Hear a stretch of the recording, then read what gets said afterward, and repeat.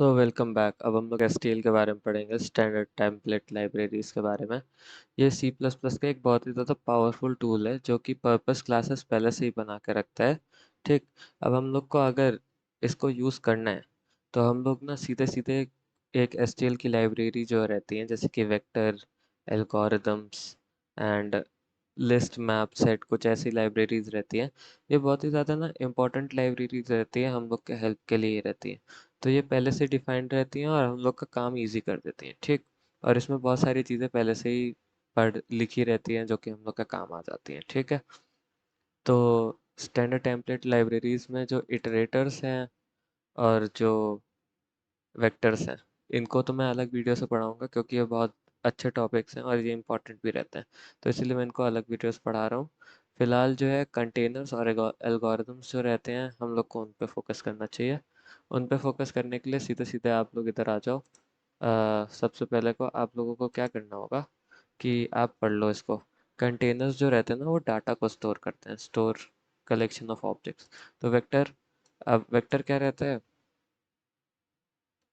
कि जो हमारा वेक्टर रहता है वो a dynamic array that can grow and shrink in size. अब देखो, हम लोगों ने जैसे एरे पढ़ा था कि वो ग्रो और श्रिंक नहीं कर सकते, लेकिन वेक्टर है, वो ग्रो एंड श्रिंक कर सकते हैं, वो एक एरे ही रहती है। और लिस्ट जो रहती है, एक डबली लिंक लिस्ट रहती है। बेसिकली आप इसमें वैल्यूज ऐड कर सकते हो। डबली लिंक लिस्ट के बारे में हम लोग आपको डाटा स्ट्रक्चर्स के बारे में अलग से बता सकते हैं। अभी आपको बस फोकस करना होगा कि यहाँ क्या लिखा है। अब जैसे मैप की बात रहती है, कलेक्शन ऑफ की वैल्यू पेयर्स, ये भी बहुत इंपॉर्टेंट है। और set a collection of unique keys. तो आ जाओ, इसको देखते हैं कि ये सारी चीज़ें होती क्या हैं एक कोड के एग्जांपल के थ्रू। ठीक, हम लोगों ने vector, list, map, set include कर दिया। अब देखो, वेक्टर को डिफाइन करना, ऐसे डिफाइन करो। ठीक। वेक्टर को तुम लोगों ने ऐसे डिफाइन कर दिया। अब वेक्टर में अगर तुम पुश करोगे 4 को तो 4 पुश हो जाएगा। ठीक। 4 पुश करने के बाद तुम लोग चेक कर सकते हो कि पुश हुआ कि नहीं हुआ। ठीक। अब हम लोग यहाँ पे वेक्टर को अगर चेक करेंगे कि पुश वो हुआ है कि नहीं हुआ है, तो यहाँ पे हम लोग उसका लिख देंगे कि उसमें क्या क्या हुआ है।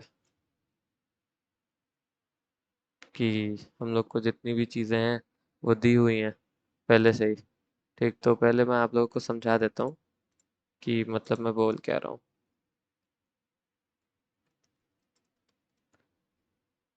ऑब्वियसली अगर आप लोगों को देख रहे होगे यहाँ पे, तो आप लोगों ने एक वेक्टर बनाया, उस वेक्टर को पुश किया। सेक्टर को पुश करने के बाद आप लोग जब उसको पूरा बना दोगे तो आप लोग उससे वैल्यू रिट्रीव कर सकते हो। ठीक। तो इससे अच्छा मैं आप लोगों को ये वाला कोड दिखाता हूँ। ये वाला कोड चेक करिए। वेक्टर में था, हम लोग ने इसको पुश किया। अब वेक्टर को पुश करने के बाद हम लोगों ने इसको कॉल किया और वैल्यूज़ को डालते गए। ठीक, वेक्टर्स पे इंक्लूड करने के बाद लिस्ट, लिस्ट में भी हम लोगों ने सेम काम किया और लिस्ट से भी हम लोग वैल्यूज डालते गए।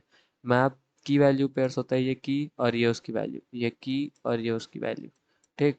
अब हम लोग मैप को भी प्रिंट करेंगे। मैप को प्रिंट कराने के लिए pair dot first, pair dot second, ऐसे ऐसे करते करते मैप को आप प्रिंट करा सकते हो।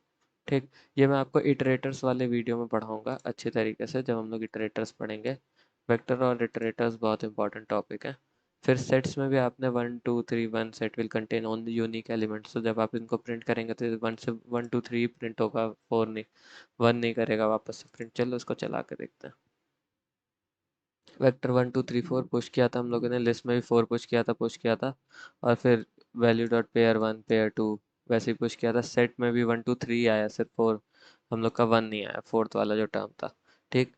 तो ये बेसिकली ये चीज़ें होती हैं जो ज़्यादातर इंपॉर्टेंट चीज़ रहती है। ये हम लोगों का एक चीज़ होगी कंटेनर के बारे में।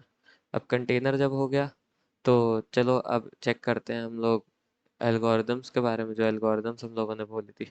तो एल्गोरिदम्स भी तो भाई कुछ चीज़ होती है ना, कि आपके पास एल्गोरिदम्स पहले से ही लिखी हुई हैं, आपको बस उन एल्गोरिदम्स को इम्प्लीमेंट करना है। ये थोड़ा टाइम कंज्यूमिंग तो ले लेता है, ये टाइम बढ़ा देता है सी प्लस प्लस के कोड का। ये टाइम कोड का सी प्लस प्लस का बढ़ा देता है, लेकिन इट विल वर्क। ठीक। तो जल्दी से आके देख लेते हैं कि क्या है ये। आ, देखो यहाँ पे हम लोग देख के रखा है वेक्टर, वेक्टर डिफाइन किया, वेक्टर की एरे डिफाइन करी। सॉर्ट द वेक्टर, अब सॉर्ट करने के लिए वेक्टर को देखो ये कर सकते हैं। वेक्टर को सॉर्ट फंक्शन लिया, वेक्टर डॉट बिगिन, वेक्टर से एंड तक। अब ये सॉर्ट हो जाएगा। अब ऑटो आईटी ये इटरेटर से आप लोगों ने फाइंड किया। ठीक, इटरेटर से फाइंड किया, आपको क्या फाइंड करना था, 4। तो आपने 4 फाइंड किया। अब इटरेटर में अगर 4 नहीं मिला एंड होने के बाद भी, ठीक, अब इटरेटर अगर खाली आ गया तो आप फाउंड लिख दोगे, अदरवाइज नॉट फाउंड लिखोगे। ठीक, अगर देखो जैसे ही इटरेटर जो रहेगा, ठीक, इटरेटर वेक्टर एंड तक पहुंच गया, लेकिन इटरेटर और वेक्टर एंड में जो थी वैल्यूज वो मैच नहीं हुई, तो आप ये लिख सकते हो कि फाउंड, अदरवाइज नॉट फाउंड। तो मैं इसको चला के दिखाता हूँ। ओके, तो ये कुछ एरर है, फिर से चेक करते हैं।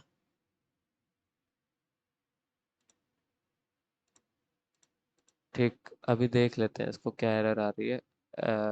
आई टी फाइंड, फाइंड करने के बाद आप लोग इस कोड को चलाओ और फाउंड। ठीक, फाउंड लिख के आ रहा है क्योंकि 4 था। तो अब आपका इटरेटर जब तक आखिरी तक नहीं पहुंच जाता, अगर आखिरी तक अगर आखिरी तक वो पहुंच गया इसका मतलब तो नहीं मिला, लेकिन अगर वो आखिरी तक नहीं पहुंचा इसका मतलब मिल गया, तो फाउंड लिख दो, अदरवाइज नॉट फाउंड लिखो। ठीक है, समझ गए। तो एल्गोरिदम्स भी होती हैं कुछ, जैसे कि सॉर्ट एल्गोरिदम है, अपनी फाइंड एल्गोरिदम है, तो ये सारी एल्गोरिदम भी पहले से ही डिफाइंड रहती हैं वेक्टर्स में, तो हम लोग का ये काम बहुत ज़्यादा इजी कर देती हैं। और इन केस अगर दिक्कत भी होती है तो फिर ये लोग काम जितना भी इजी करती है, बस ये थोड़ा सा हम लोग का टाइम कॉम्प्लेक्स वो टाइम कंज्यूमिंग रहती है, जिससे हम लोग को थोड़ी सी प्रॉब्लम हो सकती है। तो बस आज के लिए इतना ही, अब अगले वीडियो में मिलते हैं।